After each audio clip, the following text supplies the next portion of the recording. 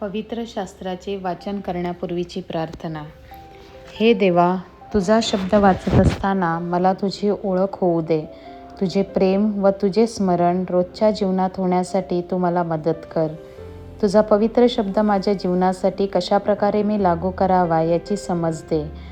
हे पवित्र आत्म्या, माझ्यातील अज्ञान दूर कर. माझ्या कुटुंबात आणि या जगात हा पवित्र शब्द वाचत असताना तुझ्याविषयी व इतरांविषयी माझ्या हृदयात प्रेम प्रज्वलित कर. आमेन.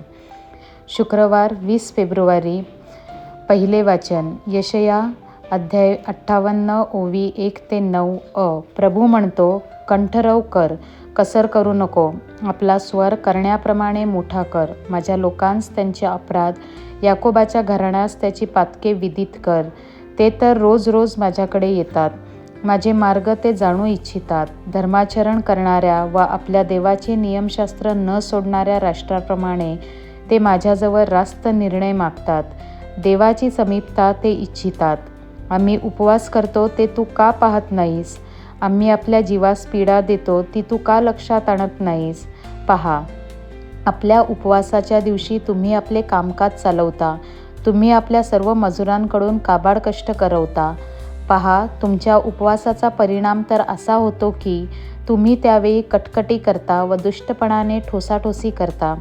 तुमचा शब्द ऊर्ध्वलोकी ऐकू जावा याकरता तुमचे हल्लीचे उपवास आहेत असे नाही. मला पसंत पडणारा असा हा उपवास आहे काय? मनुष्याच्या जीवास पीडा व्हावी असा हा तुमचा उपवासाचा दिवस आहे काय? लव्हाळ्यासारखे आपले डोके लवणे आणि आपल्या अंगाखाली गोणपाट व राख पसरणे याला उपवास म्हणतोस काय? आणि असा दिवस परमेश्वराला मान्य होईल काय? दुष्टतेच्या बेड्या तोडाव्या, जुवाच्या दोऱ्या सोडाव्या, जाचलेल्यास मुक्त करावे, सगळे जोखड मोडावे, हाच मला पसंत असा उपवास नव्हे काय? तू आपले अन्न भुकेल्यांस वाटावे, तू लाचारांस व निराश्रितांस आपल्या घरी न्यावे, उघडा दृष्टीस पडल्यास त्यास वस्त्र द्यावे, तू आपल्या बांधवाला विमुख होऊ नये, हाच तो उपवास नव्हे का? असे करशील तर तुझा प्रकाश प्रभातीप्रमाणे फाकेल, तुझी जखम लवकर भरेल, तुझी धार्मिकता तुझ्या पुढे चालेल व परमेश्वराचे गौरव तुझे पाठीराखे होईल. तेव्हा तू हाक मारशील ती परमेश्वर ऐकेल. तू धावा करशील तेव्हा तो म्हणेल, मी येथे आहे. हा प्रभूचा शब्द. देवाला धन्यवाद. प्रतिसाद स्तोत्र. हे परमेश्वरा, नम्र व पश्चातापी अंतःकरण तू झिडकणार नाहीस. शुभवर्तमान. मत्तेय 9:14-15.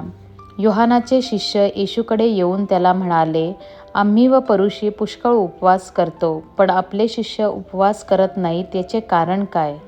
येशू त्यांना म्हणाला, वऱ्हाड्यांबरोबर वर आहे तोपर्यंत त्यांनी शोक करणे शक्य आहे काय?